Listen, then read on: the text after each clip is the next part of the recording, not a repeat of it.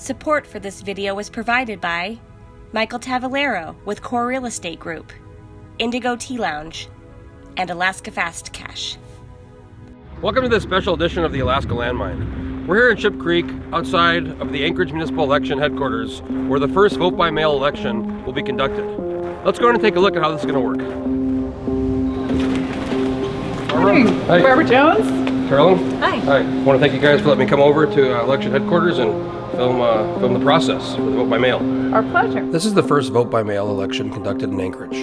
To understand why Anchorage switched to vote-by-mail, we have to go back to 2012. During the 2012 municipal election, many polling locations ran out of ballots.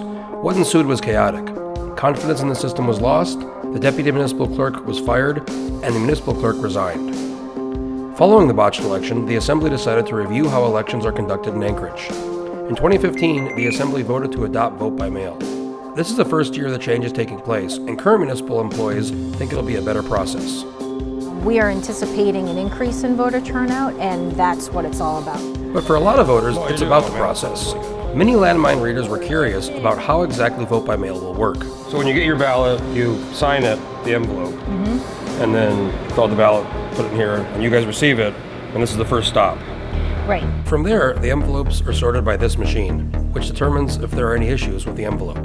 But what's to prevent someone from signing another voter's envelope? So what happens at this point here is we are reviewing those signatures to make sure that the one that was provided to us by the voter on the back side of the return envelope matches the digital signature that we have on file from the state. Once the signatures have been verified, the envelopes are moved to a workstation where two people at a time will separate the ballots from the envelopes. At this point, you still can't see the ballot, correct? Correct, because the ballots are still inside the security sleeves. Once these security sleeves are removed from the ballot return envelopes, a supervisor comes by and takes the return envelopes and removes them from the area. At which point the ballots are removed from the security sleeves.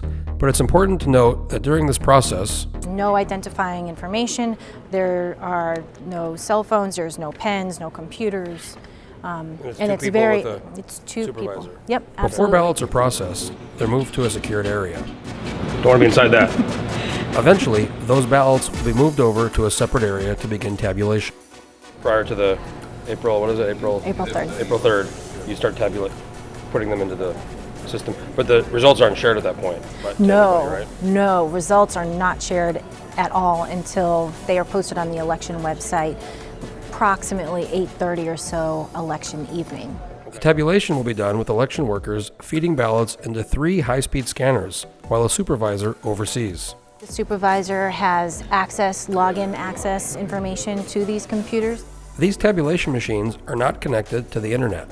If there's an issue with the ballot being read by the machine, it's brought over to another area where officials can make a determination about voter intent. There's an overmarked ballot, or if somebody, crossed out one of their decisions, it's clearly outlined in the code how we are supposed to determine the voter intent. Unlike a normal in-person ballot, if a voter makes a mistake on their mail-in ballot, the process is a little different. They're supposed to line through the oval that they don't want to vote for and line through the choice, either the candidate or the yes or the no, and then color in the choice that they want.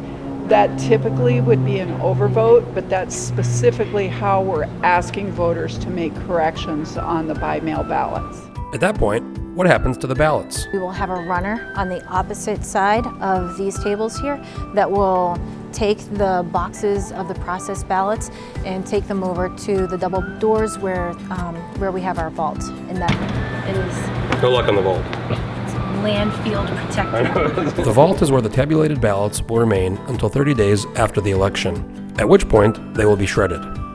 It appears the municipality has a robust and secure system in place to conduct the first vote-by-mail election in Anchorage. We are definitely ready for March 13th. In fact, we're super excited for March 13th. This is a landmark event in municipal elections for Anchorage, and we're just so excited to be able to engage with our community in this democratic process.